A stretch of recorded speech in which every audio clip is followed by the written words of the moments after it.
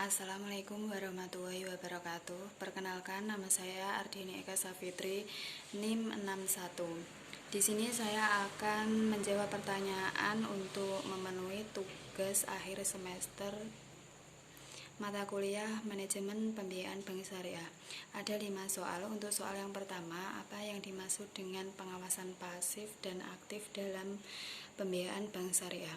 Untuk pengawasan pasif adalah suatu bentuk pengawasan yang dilaksanakan melalui penelitian atau pengujian terhadap surat-surat ataupun laporan pertanggungjawaban yang disertai dengan bukti-bukti pengeluaran dan pemasukan, meliputi verifikasi terhadap semua file dokumen kredit nasabah, ada atau tidaknya penundaan dalam pemenuhan persyaratan, kemudian penelitian dan verifikasi atas kekurangan-kekurangan yang ditemukan.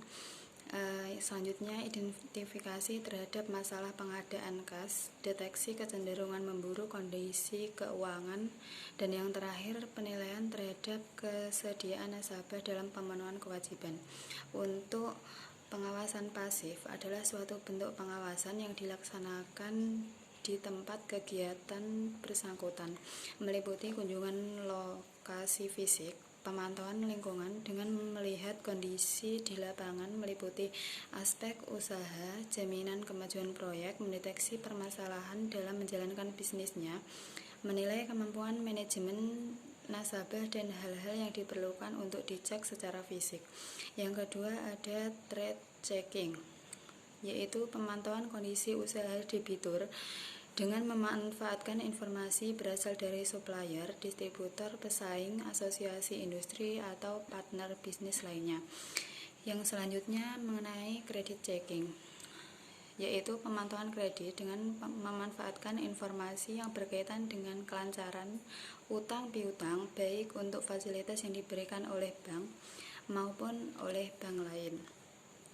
Soal yang kedua mengenai apa itu downgrading risk, kemudian dampaknya apa dan cara meminimalisir. Untuk downgrading risk adalah berkaitan risiko reputasi. Yang dimaksud adalah risiko akibat menurunnya tingkat kepercayaan para pemangku kepentingan yang bersumber dari persepsi negatif dari bank.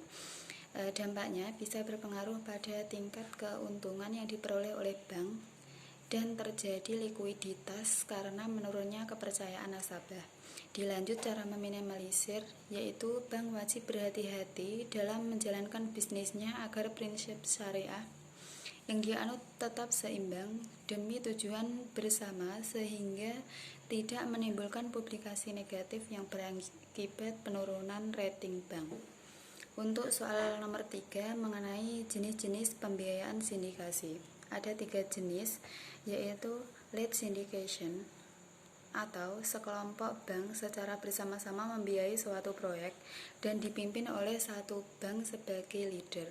Untuk jenis yang kedua mengenai club deal atau sekelompok bank yang secara bersama-sama membiayai suatu proyek, tetapi di antara satu dengan yang lain tidak ada interaksi bisnis atau penyatuan modal atau sebatas hubungan koordinatif.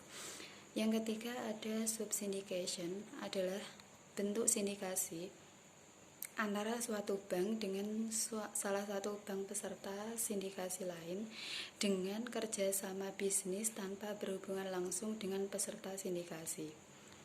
Proses pembiayaan sindikasi dimulai dari pemberian mandat oleh borrower, kemudian strategi sindikasi disepakati, dilanjut penunjukan notaris, dilanjut persiapan pembuatan informasi memorandum, draft awal perjanjian pinjaman, selanjutnya kesepakatan informasi dengan borrower, kemudian pembentukan sindikasi secara umum dimulai, presentasi kepada bank-bank yang potensial menjadi anggota sindikasi. Kemudian pembentukan sindikasi selesai, dokumen akan dikirim ke bank, pengalokasian komitmen pinjaman dilanjut dengan dokumentasi disertai penandatanganan akad sindikasi dan dana siap untuk dikucurkan. Soal yang nomor 4 mengenai kewenangan Basarnas dalam menyelesaikan sengketa. Wewenangnya salah satunya adalah menyelesaikan secara adil dan cepat sengketa dalam masalah bisnis, keuangan industri, jasa, di mana menurut hukum dan peraturan perundang-undangan dikuasai sepenuhnya oleh pihak yang bersengketa dan pihak tersebut sepakat menyerahkan ke Basarnas. Kemudian memberikan pendapat yang mengikat atas permintaan para pihak tanpa adanya suatu sengketa mengenai persoalan dengan perjanjian. Soal yang nomor 5 atau yang terakhir adalah strategi bank syariah dalam menjalankan atau menghadapi persaingan pembiayaan online. Untuk yang pertama, bisa mengembangkan teknologi informasi dengan menghadirkan dan menciptakan terobosan baru berkaitan informasi atau inovasi digital marketing melalui penyajian fitur-fitur untuk mempermudah customer, contohnya seperti internet banking.